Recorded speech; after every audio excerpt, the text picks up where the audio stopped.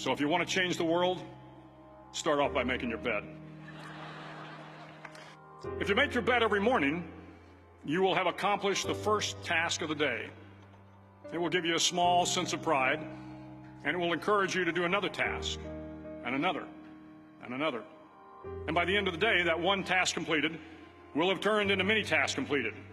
Making your bed will also reinforce the fact that the little things in life matter.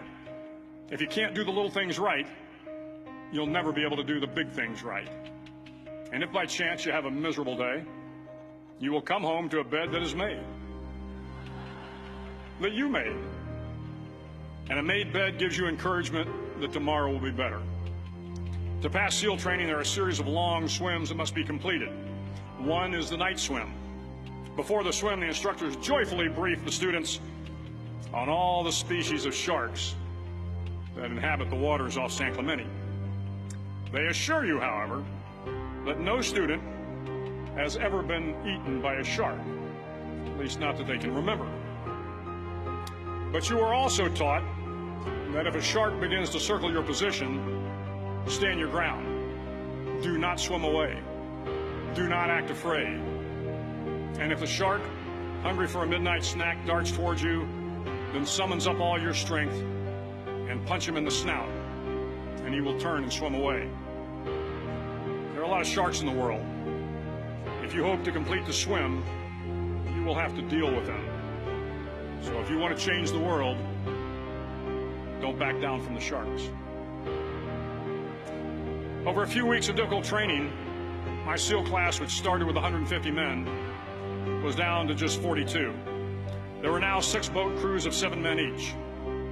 I was in the boat with the tall guys, but the best boat crew we had was made up of the little guys, the Munchkin crew, we called them. No one was over 5'5". The Munchkin boat crew had 1 American Indian, 1 African American, 1 Polish American, 1 Greek American, 1 Italian American, and 2 tough kids from the Midwest. They out-paddled, outran, and outswam all the other boat crews. The big men in the other boat crews would always make good-natured fun of the tiny little flippers the Munchkins put on their tiny little feet prior to every swim. But somehow these little guys from every corner of the nation and the world always had the last laugh, swimming faster than everyone and reaching the shore long before the rest of us. SEAL training was a great equalizer. Nothing mattered but your will to succeed, not your color, not your ethnic background, not your education, not your social status. If you want to change the world, measure a person by the size of their heart, not by the size of their flippers. The 9th week of training is referred to as Hell Week.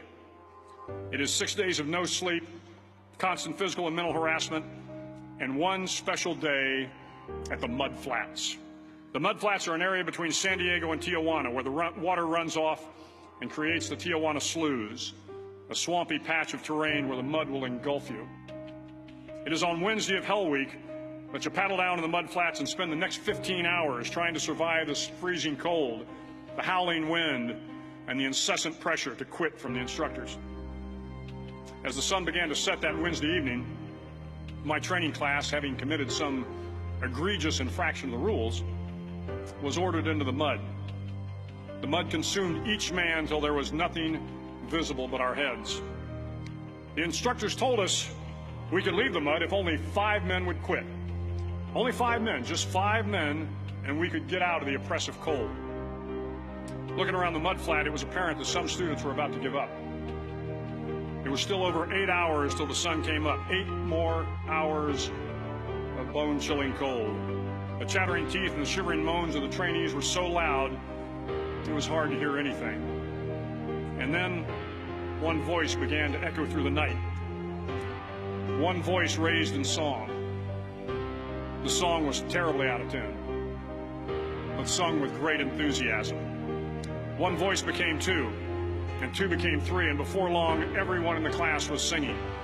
The instructors threatened us with more time in the mud if we kept up the singing, but the singing persisted, and somehow the mud seemed a little warmer, and the wind a little tamer, and the dawn not so far away. If I have learned anything in my time traveling the world, it is the power of hope. The power of one person, a Washington, a Lincoln, King, Mandela, and even a young girl from Pakistan, Malala.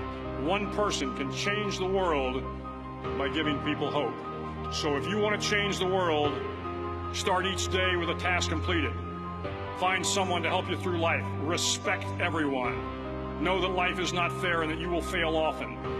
But if you take some risks, step up when the times are the toughest, face down the bullies, lift up the downtrodden, and never, ever give up.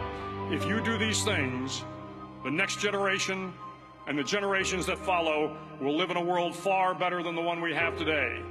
And what started here will indeed have changed the world for the better.